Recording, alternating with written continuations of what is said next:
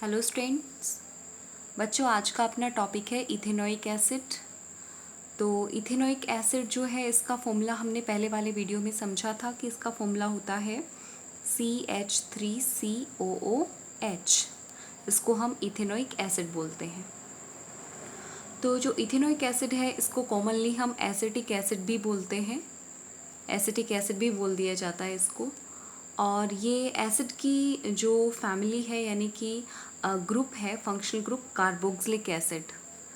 Carboxylic acid के group से ये बिलोंग करता है, क्योंकि इसमें देखिए जो कार्बन COOH ग्रुप इसमें प्रेजेंट है। इसकी स्ट्रक्चर अगर हम बनाएं तो 2 कार्बन है।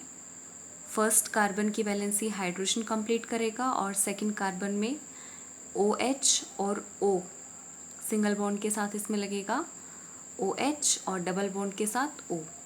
तो COOH ग्रुप जिसमें होता है वो कार्बोक्सिलिक एसिड होता है।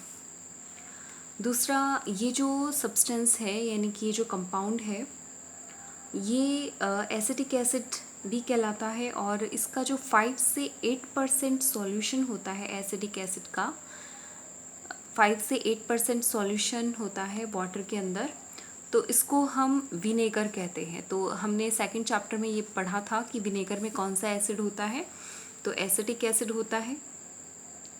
और यहाँ से अपने को ये भी पता चल रहा है कि इसकी जो नेचर है वो कैसी होगी, एसिडिक होगी, बेसिक होगी या फिर न्यूट्रल होगी।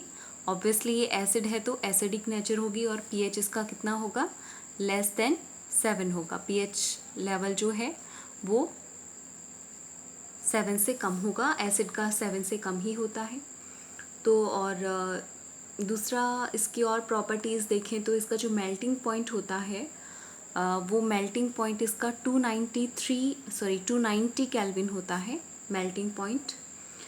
और इसका जो मतलब प्योर इथेनोइक एसिड का मेल्टिंग पॉइंट है ये। और ये इसमें एक स्पेसिफिक प्रॉपर्टी ये है कि जो इथेनोइक एसिड होता है या फिर एसिटिक एसिड है, ये लो टेम्परेचर पर फ्रीज हो जाता है। तो जो कोल्ड क्लाइमेट होता है उस टाइम पर ये विंटर सीजन में फ्रीज हो जाता है। और इसलिए क्यों हो जाता है, क्योंकि इसका फ्रीजिंग पॉइंट कम ही होता है, इसलिए इसको ग्लेशियल एसिटिक एसिड भी बोलते हैं। Glacial acetic acid, it is also known as glacial acetic acid because it get freezed at low temperature. Okay और इसके अंदर अगर हम देखें तो इसकी केमिकल प्रॉपर्टीज़ इंपॉर्टेंट है इस बार अपने लिए। फिजिकल प्रॉपर्टीज़ से रिलेटेड डिफरेंस नहीं पूछा जाएगा। और अब हम पढ़ते हैं इसकी केमिकल प्रॉपर्टीज़, जो कि बहुत इंपॉर्टेंट है। Chemical properties of ethanoic acid.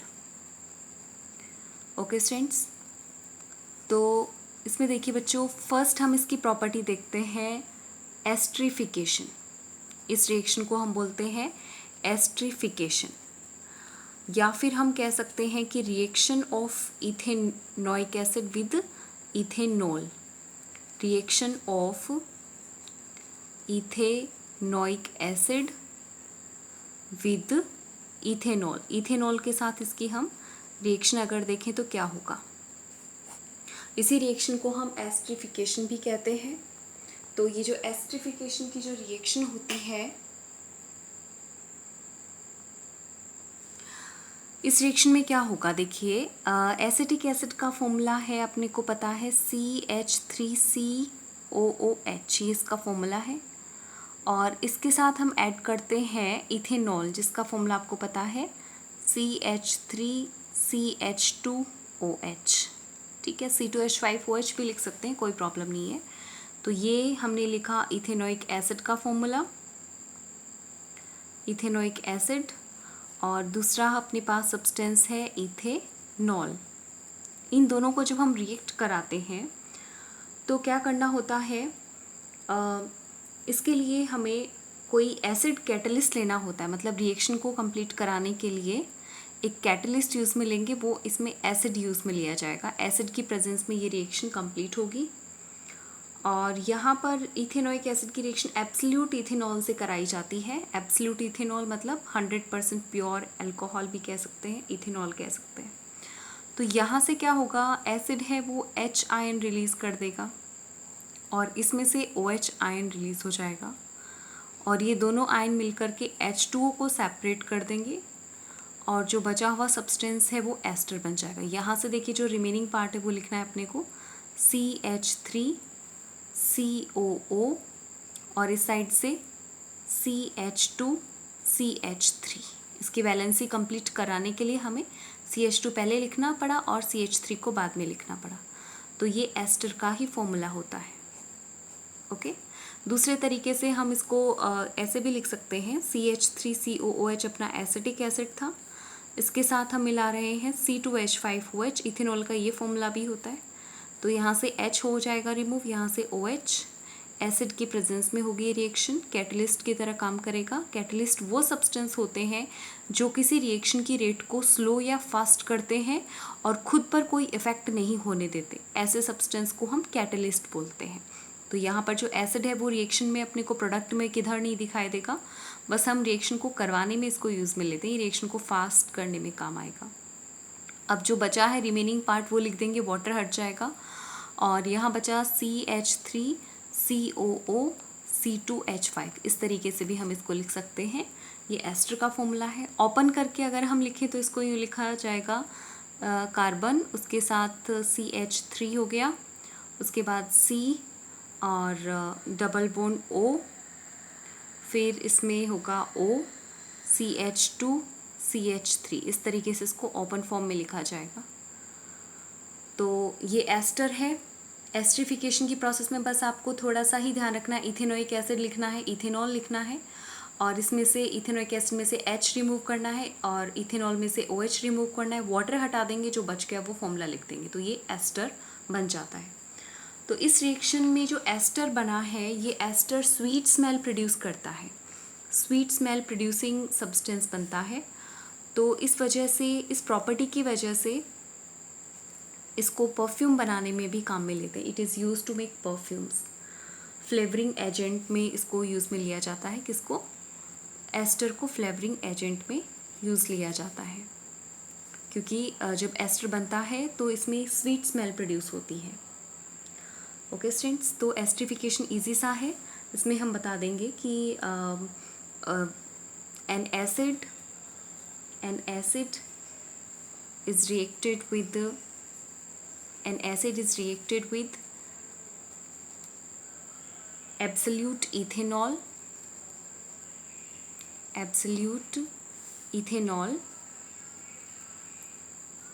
in the presence of an acid catalyst, in the presence of an acid catalyst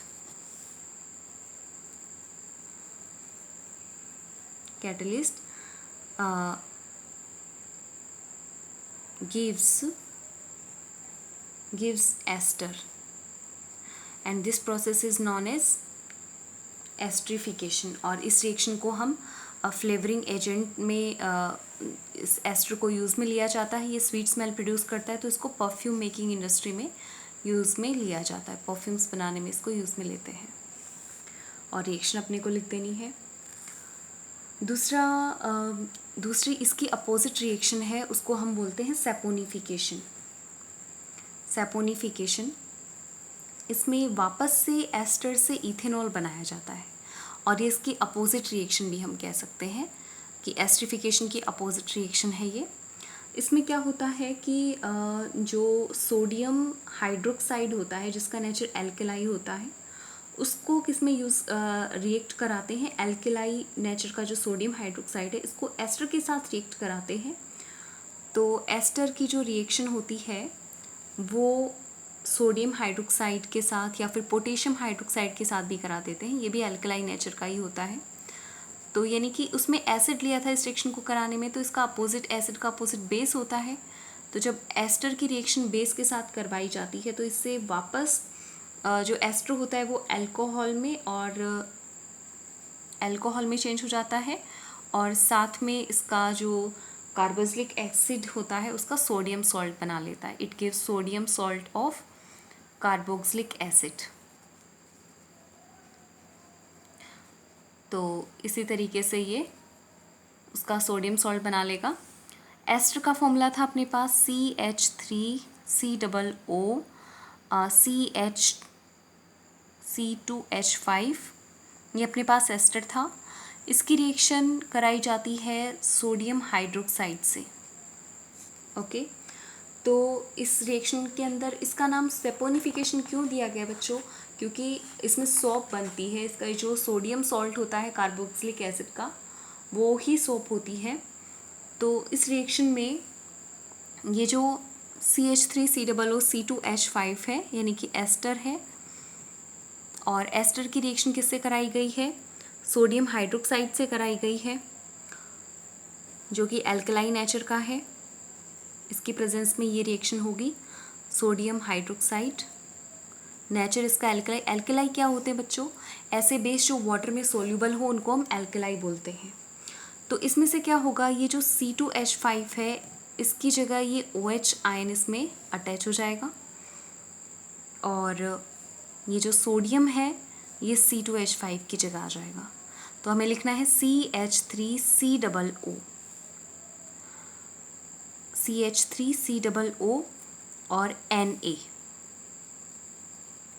और साथ में अपने को इसमें क्या करना है, C2H5 के साथ क्या अटैच हो जाएगा, ये OH आयन है, वो इसके साथ अटैच हो जाएगा। OH आयन इसमें कंबाइन होगा, और ये फिर क्या बना लेगा, इधर से C2H5 जो इसमें से सेपरेट हुआ है, जिसकी जगह सोडियम आ गया है, तो इधर से C2H5 के साथ कौन कंबाइन हो जाएगा, OH आयन है, वो इसके साथ कंबाइन हो जाएगा। तो CH3COO तो sodium salt of carboxylic acid हो गया, और सोडियम एसीटेट इसको हम बोलते हैं। ये तो सोडियम एसीटेट है, सोडियम एसीटेट, और साथ में इसमें ये जो C2H5OH है वो है इथेनॉल। तो इसमें इथेनॉल रिटर्न बैक हो गया।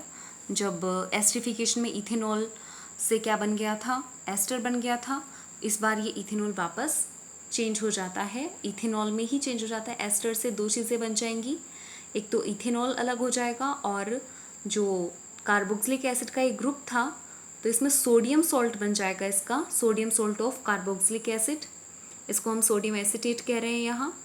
और यही सोप का भी फॉर्मूला होता है। सोप में बस जो कार्बन हाइड्रोकार्बन की चेन होती है वो थोड़ी लॉन्ग होती है, मतलब ज़्यादा कार्बन और ज़्यादा हाइड्रोजन होते हैं। तो एस्टर की रिएक्शन हमें सोडियम हाइड्रोक्साइड से करानी है, इथेनॉल C2H5OH को अलग करना है, और इसके साथ सोडियम आयन कंबाइन हो जाएगा, और इस तरीके से रिएक्शन कंप्लीट हो जाएगी। थर्ड हम देखते हैं इसकी प्रॉपर्टी में ही कि अगर इथेनोइक एसिड की रिएक्शन किसी बेस से कराई जाती है, रिएक्शन विद बेस, तो क्या होगा? तो बच्चों इसके अंदर जो मिनरल एसिड्स होते हैं, जैसे कि इथेनोइक एसिड है, तो वो अगर किसी बेस से रिएक्ट करता है तो उससे क्या बनेगा, एक सॉल्ट बनेगा, और साथ में वाटर प्रोड्यूस होता है। ठीक है, तो यहाँ पर क्या होगा, सोडियम एसीटेट ये होगी। रिएक्शन विद बेस, आपको पता है कि कार्बोक्सिलिक एसिड का ये मतलब कार्बोक्सिलिक एसिड ग्रुप से बिलोंग करता है इथेनोइक एसिड। तो इथेनोइक एसिड की रिएक्शन जब किसी बेस से कराई जाती है, तो यहाँ पर देखिए एसिड और बेस जब रिएक्ट करते हैं तो क्या बनता है, सॉल्ट एंड वाटर बनता है। तो ऐसा ही यहाँ पर होगा, न्यूट्रलाइजेशन रिएक्शन जो आपने पहले पढ़ी हुई है। इथेनोइक एसिड होता है CH3COOH, और इसकी रिएक्शन हम बेस से करा रहे हैं।